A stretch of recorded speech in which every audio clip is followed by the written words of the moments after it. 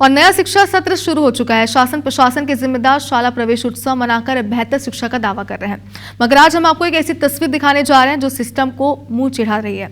हद तो यह है कि इस स्कूल की तस्वीर करीब 20 साल से ऐसी ही है, मगर अब तक इसकी सुध किसी ने नहीं ली। इस रिपोर्ट में देखिए।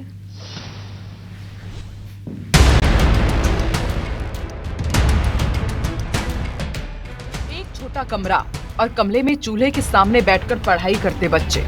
बैठने की जगह नहीं है, ठीक से खड़े भी होने की जगह नहीं है। इस परिस्थिति में बच्चों को पढ़ाते शिक्षक और एक साथ एक ही विषय और क्लास की पढ़ाई करने मजबूर पहली से 5वीं तक के बच्चे। ये तस्वीर है मैनपाट के जंगलपारा प्राथमिक स्कूल की, जिसकी कहानी सुनकर आप भी सोचने के लिए मजबूर हो जाएंगे कि ऐसे में आखिर कैसे पढ़ेगा इंडिया और कैसे बढ़ेगा इंडिया। दरअसल साल 2004 के करीब आदिवासी बाहुल्य इस इलाके में प्राथमिक स्कूल की शुरुआत की गई। पहले स्कूल का संचालन किसी ग्रामीण के घर में किया जाता था। फिर साल 2006 में इसके लिए पंचायत द्वारा स्कूल भवन बनाने का बजट आया, लेकिन वो बजट भ्रष्टाचार की भेंट चढ़ गया। स्थानीय लोगों ने भी अपने घर में स्कूल लगवाने से मना कर दिया। फिर प्राथमिक स्कूल आंगनबाड़ी की बिल्डिंग में शुरू हुआ, लेकिन बारिश के कारण आंगनबाड़ी का पूरा भवन जर्जर हो चुका है और प्लास्टर गिरने से हादसे का खतरा भी बना हुआ है। पानी टपकने के कारण भवन में बैठना भी संभव नहीं है और इसलिए इस स्कूल का संचालन एक छोटे से किचन के शेड में किया जा रहा है।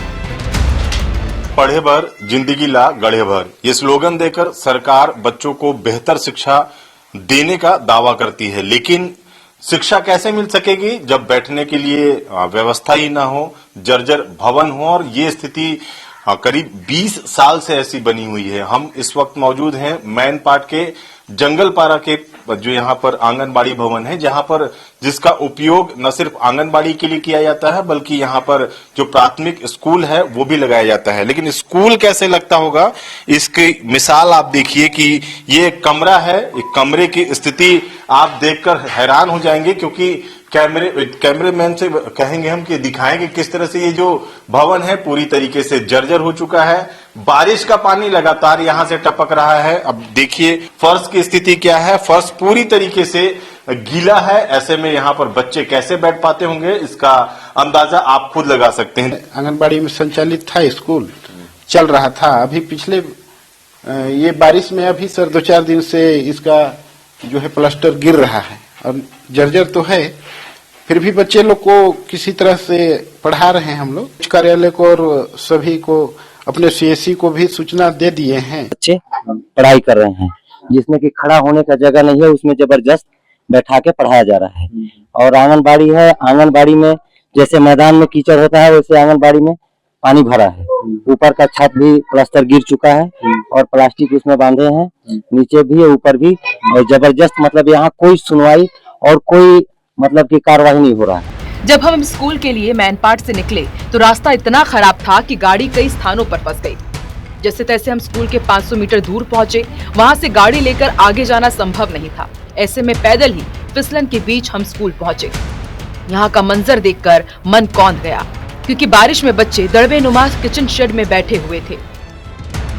आंगनबाड़ी भवन प्लास्टिक से ढका होने के बाद भी अंदर से बारिश का पानी टपक रहा था। अभी छत्तीसगढ़ की पूरी सरकार मैनपाट में 3 दिनों तक थी। करोड़ों रुपए पानी की तरह फूके गए, मगर इस जैसे हालात की सुध जिम्मेदारों को नहीं है।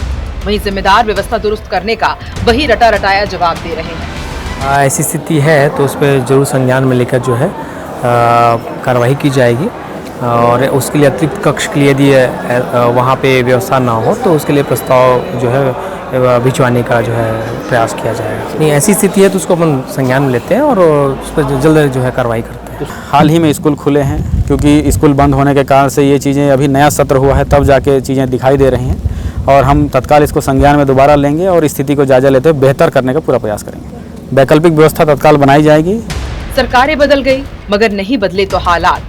भला एसी में बैठे अधिकारियों और जनप्रतिनिधियों को सिर्फ ये दिखावा ही तो करना है कि सरकारी स्कूलों में सब कुछ ठीक है।